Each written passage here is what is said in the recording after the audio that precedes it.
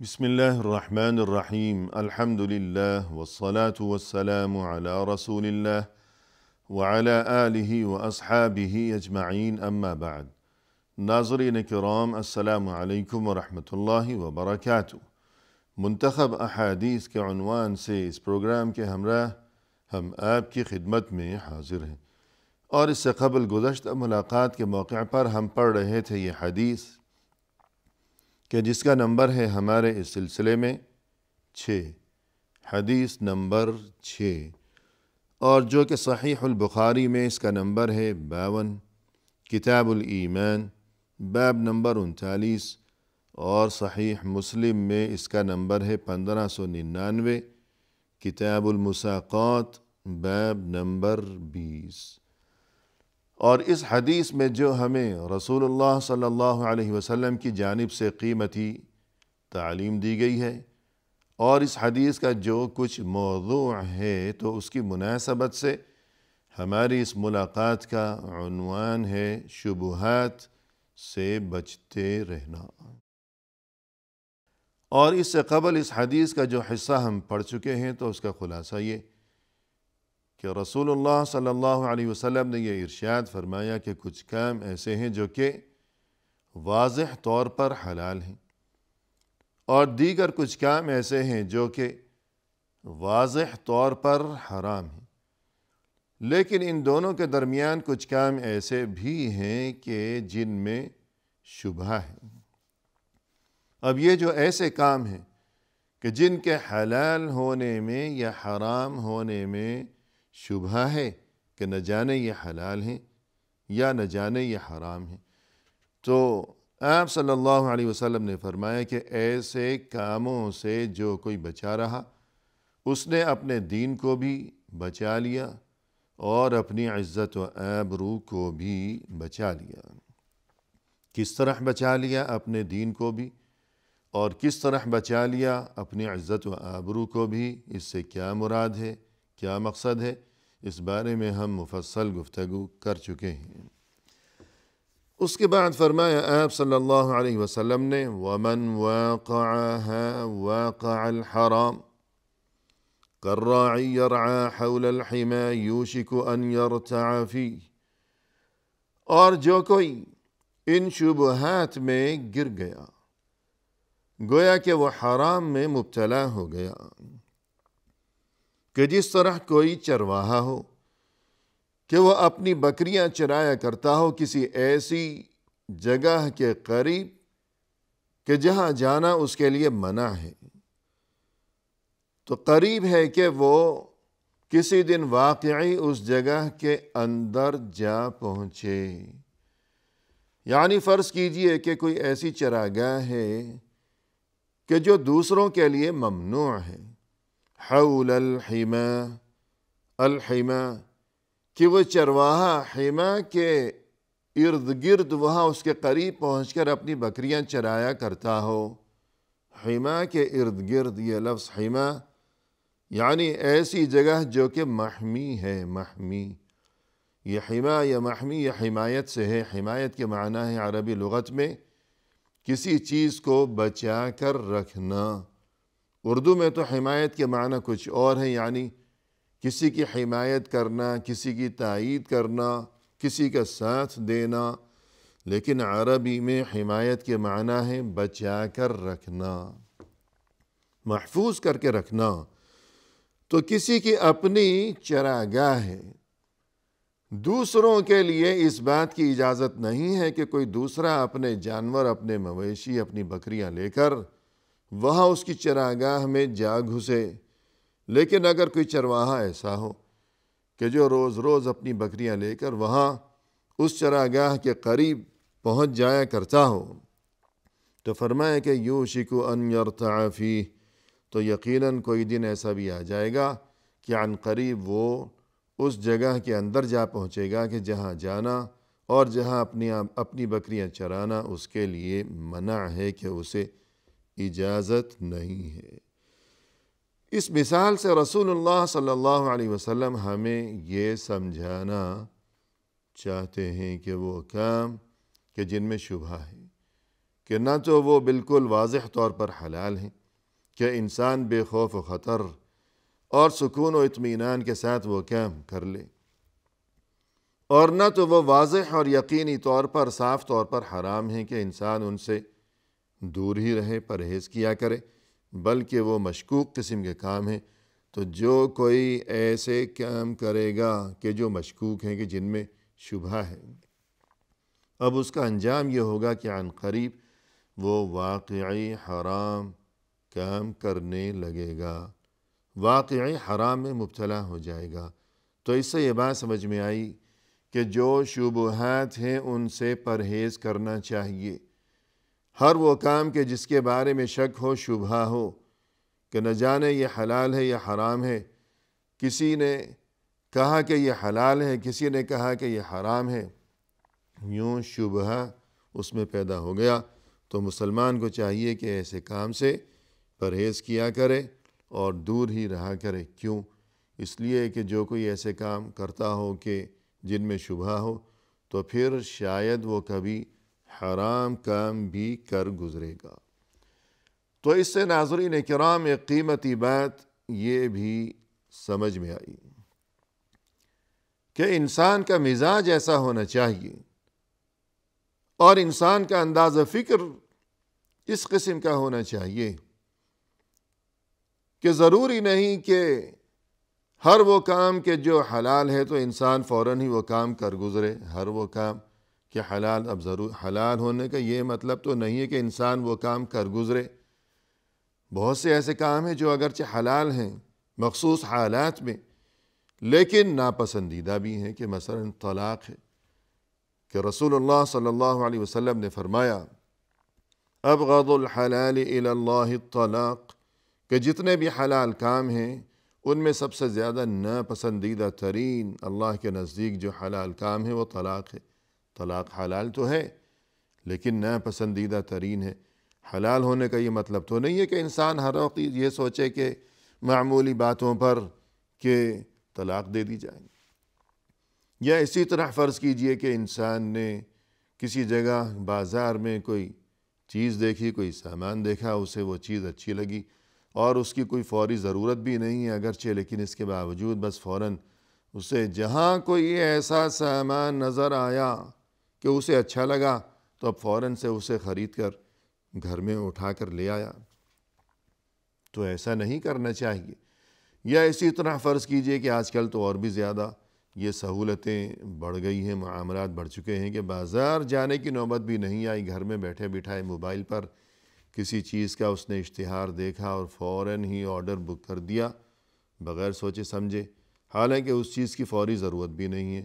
اور یہ کہ بڑی سہولت ہے کہ وہیں سے اس کی ادائیگی ہو گئی، پیمنٹ بھی ہو گئی، تو یوں فوراً سے جو چیز اچھی لگی خرید لی اس نے۔ تو نتیجہ کیا ہوگا؟ گویا کہ یہ اپنے نفس کے پیچھے، اپنے دل کے پیچھے یہ نفس پرستی میں مبتلا ہے، یہ اپنی خواہشات کا بندہ ہے، یہ خواہشات کا غلام ہے، اور مومن کو یہ بات زیب نہیں دیتی کہ وہ خواہشات کی غلامی کیا کرے، خواہشات کی بندگی کرنے کی بجائے مومن کو چاہیے کہ وہ اللہ کی بندگی کیا کرے۔ ہر وقت ہمیشہ جو چیز اچھی لگی اٹھا کر وہ لے آیا، تو اس کا مقصد یہ ہے کہ وہ فضول خرچی کر رہا ہے، اور فضول خرچی سے دین اسلام میں نہایت تاکید کے ساتھ منع کیا گیا ہے۔ بلکہ اس سے بھی بڑھ کر اگر غور کیا جائے تو یہ ماہ رمضان کے روزے میں جو اہم ترین حکمتیں پوشیدہ ہیں، اور روزے میں جو قیمتی ترین تعلیمات ہمیں دی گئی ہیں، ان قیمتی اور اہم ترین تعلیمات میں سے اور ان قیمتی ترین حکمتوں میں سے ایک اہم ترین حکمت یہ بھی ہے کہ انسان کو یہ تعلیم دینا مقصود ہے، اور روزے کے ذریعے انسان کی یہ تربیت مقصود ہے کہ ضروری نہیں کہ ہر وہ کام جو جائز ہے تو انسان وہ کام کیا کرے، بلکہ بہت سے جائز کاموں سے بھی انسان کو پرہیز کرنا چاہیے کبھی کبھی، تاکہ اپنے نفس پر اسے قابو حاصل رہے، کہ ایسا نہ ہو کہ نفس کی بندگی کرتے کرتے خواہشات کے پیچھے دوڑتے دوڑتے ایسا نہ ہو کہ کسی روز وہ سرحد عبور کر جائے، تجاوز کر جائے کہ جہاں سے آگے بڑھنا اس کے لیے ممنوع ہے، پیش قدمی منع ہے، تو آگے بڑھ جائے۔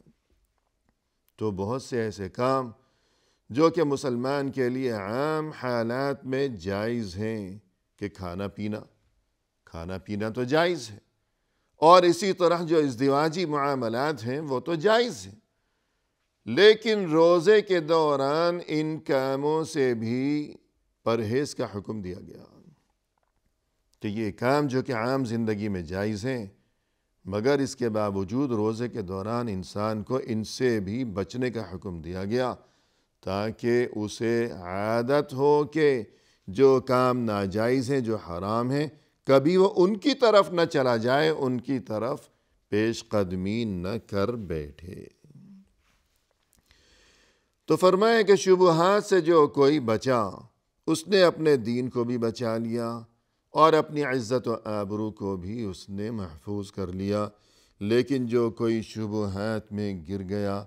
تو عن قریب وہ حرام میں بھی مبتلا ہو جائے گا، کہ جس طرح کوئی چرواہا ہو کہ وہ روز روز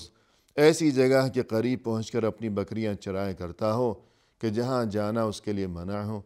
تو عن قریب کسی روز وہ اس جگہ کے اندر بھی جا پہنچے گا۔ اس کے بعد آگے فرمایا رسول اللہ صلی اللہ علیہ وسلم نے، الا وان لکل ملک حما، خبردار اس بات کو یاد رکھو کہ یقیناً ہر بادشاہ کی ایک حد ہوا کرتی ہے، حد یا سرحد کہہ لیا جائے، یعنی ایسی حدود کہ جس سے آگے تجاوز کرنے کی کسی کو اجازت نہیں ہے، کہ یہ اس بادشاہ کی حدود ہیں، یہ اس کی سرحد ہے، حدود سلطنت ہیں۔ وَإِنَّ حِمَى اللَّهِ مَا حَرَّمَهُ، تو جب ہر بادشاہ کا یہ حال ہے کہ اس کی حدود ہیں، حدود سلطنت، تو پھر اللہ جو کہ بادشاہوں کا بادشاہ ہے، جو احکم الحاکمین ہے، تو اللہ کی بھی حدود ہیں کہ جن سے تجاوز کی کسی کو اجازت نہیں ہے۔ تو اب اللہ کی بھی حدود ہیں، وہ کیا چیز ہے؟ اللہ کی حدود وہ چیزیں ہیں، وہ کام ہیں کہ جنہیں اللہ نے حرام قرار دے رکھا ہے، یعنی حرام کام کرنے کی کسی کو اجازت نہیں ہے۔ جو کوئی حرام کام کرتا ہے تو گویا وہ اللہ کی حدود سے تجاوز کر رہا ہے، کہ جہاں داخل ہونے سے اسے منع کیا گیا ہے وہ وہاں گویا کہ گھستا چلا جا رہا ہے، حالانکہ اسے وہاں اندر آنے سے منع کیا گیا ہے۔ تو یہ اللہ کی حدود ہے۔ تجاوز کر جانا، پیش قدمی کر جانا، اندر جا پہنچنا، یہ تو درکنار، یہ تو بہت بڑی جرأت ہے، یہ تو بہت ہی ناپسندیدہ ترین معاملہ ہو جائے گا۔ اندر چلے جانا تو دور کی بات، ہمیں یہ حکم دیا گیا ہے کہ ہم کبھی ان حدود کے قریب بھی نہ پہنچیں، حدود سے ہم دور ہی رہا کریں۔ جیسا کہ قرآن کریم میں فرمایا، تِلْكَ حُدُودُ اللَّهِ فَلَا تَقْرَبُوهَا، یہ اللہ کی حدود ہے، تم کبھی ان کے قریب بھی نہ جانا، کہ اگر کوئی قریب جائے گا تو پھر عین ممکن ہے یہ بات کہ کسی روز وہ عن قریب اندر ہی جا پہنچے، کہ جیسے یہ چرواہا ہے کہ جس کی مثال بیان فرمائی رسول اللہ صلی اللہ علیہ وسلم نے۔ اور مثلا اسی طرح فرمایا قرآن کریم میں کہ وَلَا تَقْرَبُوا الْفَوَاحِشَ مَا ظَهَرَ مِنْهَا وَمَا بَطَنَ، کہ دیکھو یہ جو بے حیائی کے کام ہیں، جتنی بھی یہ بے حیائی کے معاملات ہیں، خواہ وہ ظاہر ہوں یا پوشیدہ ہوں، ہر کام جو کہ بے حیائی کے زمرے میں آتا ہو، خواہ کھلی ہوئی بے حیائی ہو یا چھپی ہوئی بے حیائی ہو، فرمایا کہ تم کبھی بے حیائی کے قریب بھی نہ جانا۔ وَلَا تَقْرَبُوا الْفَوَاحِشَ، قریب بھی نہ جانا۔ اور اسی طرح فرمائے قرآن کریم میں وَلَا تَقْرَبُوا الزِّنَا إِنَّهُ كَانَ فَاحِشَةً وَسَاءَ سَبِيلًا، کہ دیکھو تم کبھی زنا کے قریب بھی نہ جانا۔ یہ نہیں فرمایا کہ زنا مت کرو، فرمایا کہ تم کبھی زنا کے قریب بھی نہ جانا، کیونکہ یہ تو بہت بڑی بے حیائی ہے۔ اور یہ کہ وَسَاءَ سَبِيلًا، اس کا جو انجام ہے یاد رکھنا کہ اس کا بہت ہی بھیانک انجام ہے۔ تو فرمایا کہ کبھی قریب بھی نہ جانا، اس لیے کہ جو کوئی قریب جائے گا تو پھر عین ممکن ہے کہ کسی روز وہ بھٹک جائے اور آگے بھی بڑھ جائے۔ لہذا ایسے کام کہ جن میں شبہ ہے، جو شبہات ہیں کہ جن میں شبہ ہے، تو ایسے کاموں سے بچتے ہی رہنا چاہیے، کیونکہ اگر کوئی ایسے کام کرے گا تو پھر عین ممکن ہے کہ کسی روز وہ حرام میں بھی مبتلا ہو جائے، آگے تجاوز کر جائے۔ اور اس کے بعد فرمایا آگے اسی حدیث میں رسول اللہ صلی اللہ علیہ وسلم نے أَلَا وَإِنَّ فِي الْإِنسَانِ مُضْغَةً إِذَا صَلَحَتْ صَلَحَ الْجَسَدُ كُلُّهُ وَإِذَا فَسَدَتْ فَسَدَ الْجَسَدُ كُلُّهُ أَلَا وَهِيَ الْقَلْبُ۔ خوب یاد رکھو اس بات کو کہ انسان کے جسم میں ایک ایسا عضو ہے، جسم کا ایک ایسا حصہ ہے، گوشت کا ایک ایسا ٹکڑا ہے، مضغہ یعنی گوشت کا ٹکڑا، کہ اگر یہ حصہ درست ہو گیا تو تمام جسم بھی درست ہی رہے گا، لیکن اگر یہ حصہ فاسد ہو گیا، بگڑ گیا، تو تمام جسم بھی بگڑ جائے گا، خراب ہو جائے گا، فاسد ہو جائے گا۔ الا وہی القلب، یاد رکھو اس بات کو کہ جسم کا وہ حصہ ہے قلب، یعنی انسان کا دل۔ چونکہ تذکرہ یہ کیا گیا کہ شبہات سے بچنا، اور یہ جو شبہات ہوا کرتے ہیں ان کا تعلق ہے دل سے، کہ شبہ